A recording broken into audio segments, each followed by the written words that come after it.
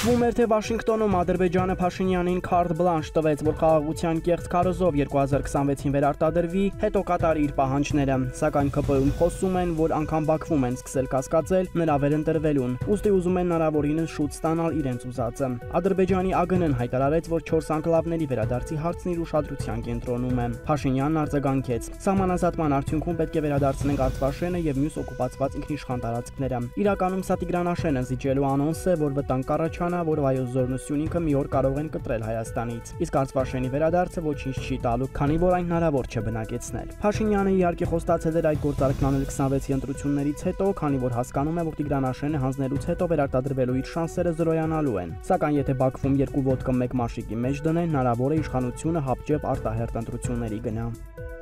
Չնայած հանրության որոշ շրջանակներ քննադատեցին Սերժ Սարգսյանին 7 ժամանոց հարցազրույցում ասված ու չասված որոշ մտքերի համար, մանավանդ նրա, որ չասաց, թե ինչու 2018-ին այդքան հեշտ զիջեց իշխանությունը Փաշինյանին, սակայն ՀՀԿ-ում կարծում են, որ նա ասել է ամեն ինչ։ Իսկ գլխավոր ասելիքն այն էր, որ ցրվեն բոլոր կասկածները, թե իշխանափոխության հետևաբար Արցախի կորստի հարցում դերակատարը Ռուսաստանն էր, որ հասկացվի հզոր ուժեր են աշխատել դեմս Արևմուտքի ու եւ ԱՄՆ-ի։ Իսկ ամենակարևորը, որ Սարգսյանը պատմել է, թե Փաշինյանի իշխանափոխության օրերին ՀՀ-ում ԵՄ դեսպան Սվիտալսկուն ասել է, որ իրեն առաջարկել են փոխվարչապետի պաշտոն, եթե փողոցը հանդարտեցնի, բայց ինքը մերժել է առաջարկը։ Սարգսյանն ասել է, որ ինքը նման առաջարկ չի արել եւ չի բացահայտել, թե ով է արել, բայց բոլորը հասկացան, որ առաջարկն արվել է նախկին վարչապետ Կարեն Կարապետյանի կողմից։ Սարգսյանն ասել է նաեւ, որ հարց կարող է առաջանալ ինչու է ՌԴ պահ մնում, որովհետեւ նրանք համարում էին, որ բոլոր, նույնիսկ ժողովրդական ընդվզման բարագայում, եթե ես թողնեմ պաշտոնը, ապա այդ պաշտոնը լինելու է ռուսամետ գործիչ, իդեմս վարչապետ Կարեն Կարապետյանի եւ դա մեծ ողբերգություն չէ։ Ողբերգություն կլինի, եթե Հայաստանում հակառուսական մեծ տրամադրություններ առաջանան։ Օհանավանցիներից մեկը պատմեց, որ Կիրակի օրը Ստեփան Ասատրյանը Տերարամ Հովանավանքում կրկին պատարագ է մատուցել, սակայն ինքն իր համար դատարկ վանքում։ Նախորդ 2 շաբաթներին Փաշինյանի վարչական ռեսուրսի շնորհիվ մի քանի 100 մարդ էր մասնակցում, այս շաբաթ այդքանն էլ չի եղել։ Օհանավանի վարչական ղեկավար Էդգար Հայրապետյանը մեզ ասաց, որ ինքը չի մասնակցել պատարագին եւ տեղյակ չէ, թե քանի մարդ է մասնակցել։ Իսկ ինչ կարծիքի եք Ասատրյանի մասին, ճիշտ է անում, որ իր տեղը չի զիջում օրինական քահանաներին։ Անկեղծ ասած, ես դուրս եմ այդ թեմաներից, եկեք իմ կարծիքը ես չասեմ, նա համայնքում ընդունված հոգևորական է, մնացած ոչ մի բան չգիտեմ։ Եթե չհարգեն, նրա պատարակներին չեն գնա, եթե գնում են, ուրեմն հարգում են։ Որ Հայաստանում մեկ անձի իշխանությունը ու Նիկոլ Փաշինյանն է բոլորի փոխարեն որոշումներ կայացնում, իսկ իշխող ֆրակցիան էլ իրենցից մեկի բնորոշմամբ ու սաբարկերի հավաքածու է, հայտնի է վաղուց։ Սակայն պարզվում է Նիկոլ Փաշինյանը կառավարում է նաև իր թիմակիցների անձնական կյանքը։ Մեզ պատմեցին, որ նա արգելել է իր թիմակիցների ապահարզանները։ Վերջերս թիմակիցներից մեկը նրան տեղեկացրել է, որ նման որոշում է կայացրել, ուզում է բաժանվել կնոջից եւ նոր կյանք սկսել։ Փաշինյանն արգելել է անել դա մոտավորապես այն պատճառաբանությամբ, որ ԿՊ-ում արդեն լրացրել են ապահարզանների լիմիտը եւ այլևս ոչ մեկն իրավունք չունի բաժանվել, որ հանրության աչքում էլ ավելի չընկնեն։ Չէ՞ որ հիմա ինքը Բարքերի ոստիկանի դեր է ստանձնել եւ հոգեվորականներին բարոյականության դասեր է տալիս։ Այսօր լրանում է ՀՀԶ հոգևոր ծառայության կազմավորման 25-ամյակը։ Հայ եկեղեցում ՀՀԶ հոգևոր առաջնորդությունը ստեղծվել է 1997 թվականի նոյեմբերի 13-ին Գարեգին Ա-կաթողիկոսի եւ պաշտպանության նախարար Վազգեն Սարգսյանի համատեղ նախաձեռնությամբ։ Այդ ժամանակից սկսած Զորամասերում ծառայություն են մատուցում նաեւ քահանաները զինվորներին հասու դարձնելով հոգևոր կյանքին։ Այդ առիթով Քանաքեռի Սուրբ Աստվածածին եկեղեցում վաղարավոտյան պատարագ է մատուցվելու, որին բանակի հոգևոր առաջնորդ Մովսես Վարդապետ Սարգսյանի գլխավորությամբ այլ հոգևորականներ են մասնակցելու։ Սակայն մինչև 3 պարզ չէր արդյոք այդ պատարագին մասնակցելու է պաշտպանության նախարար Սուրեն Պապիկյանը, որը կարգալույց արված քահանայի կողմից Հովանավանքում մատուցվող պատարագին մասնակցել էր եւ ծնկաչոք հաղորդություն ստացել նրանից։ Մեզ պատմեցին, որ բանակում հոգևոր ծառայություն մատուցող քահանաները Քանաքեռի եկեղեցում պարբերաբար պատարագ են մատուցում եւ բազմիցս հրավիրել են նախարարին, բայց նա երբեք չի մասնակցել։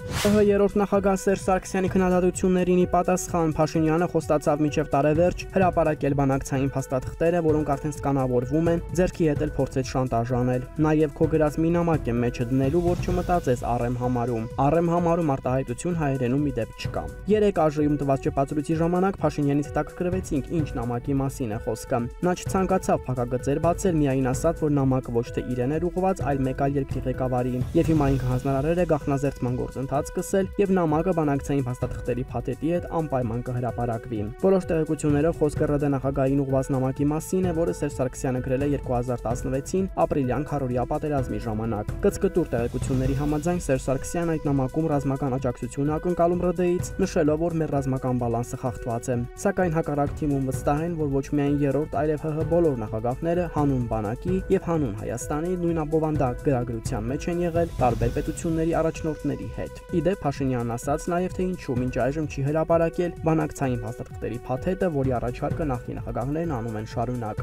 Ասաց, որ պատահական չի ընտրվել տարեվերջը, իր կարծիքով դա կարող էր անել միայն ԵՀԿ Մինսկի խմբի լուծարումից հետո։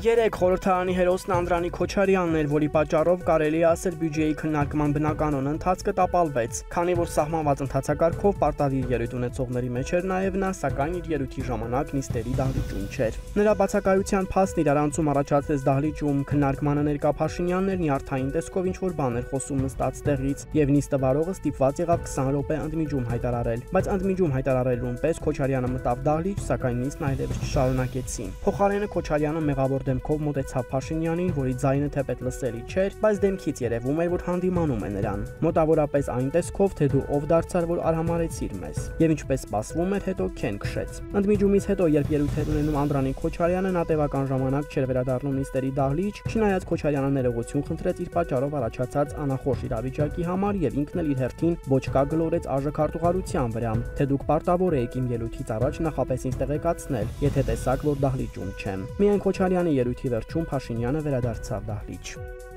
ՔՊԱ-կան նորաթուղ падգամավոր Ջուլիետա Ազարյանը, որ մանդատը ստացել է Դավիթ Արոշանյանի Շիրակի մարզպետ նշանակվելուց հետո եւ հայտնի է ընդդիմության առանց կոմպլեքսի քլնգելու գրառումներով ու հայտարարություններով, երեք ինքն է արժանացել թիմակիցների քննադատություններին։ Մեզ ասացին, որ ՔՊ-ում ոմանք զայրացել են բյուջեի նախագծի քննարկման ժամանակ նրա ունեցած ելույթից, որի մեծ մասը նվիրված էր երրորդ նախագահ Սերժ Սարգսյանին։ ՔՊ-ում խուսափում են ՀՀ երկրորդ եւ երրորդ նախագահներին նախագահ բառով դիմելուց, քանի որ նրանք չեն ընտրվել, ուզուրպացրել են ժողովրդի քվեն եւ այլն։ Իսկ նորաթուղ падգամավորը Սերժ Սարգսյանի հասցեին վատ բաներ ասելիս առանձնակի առոգանությամբ կրկնում էր նախագահ բառը, ինչը զայրացրել է ԿՊԱ-ականներին։ Մինչ Նիկոլ Փաշինյանը քրեական ենթամշակույթի դեմ պայքարի իմիտացիա է ստեղծում, իր ընտանիքի անդամները մտերմանում են գողականների եւ հեղինակությունների ընտանիքների հետ։ Նախորդին Աննա Հակոբյանի հետ հերթական վճարովի ընթրիքին մասնակցում էին օրենքով գող Արսեն Մկրտչյանի, Արսեն Երևանցկու կինն ու դուստրը, որոնք աշխատեցնում են Նայեք աղջիկներ խանութը։ Համացանցում բազմաթիվ լուսանկարներ են տարածվել տարբեր այլ խնջույքներից ու միջոցառումներից եւս, որոնց մասնակցում են օրենքով գողի կինը, դուստրը եւ Փաշինյանի դուստրերը։ Ասում են, որ նրանք վերջին շրջանում շատ մտերմացել են Երևանցկու ընտանիքի հետ եւ անգամ կրոնական նույն նախասիրություններն ունեն։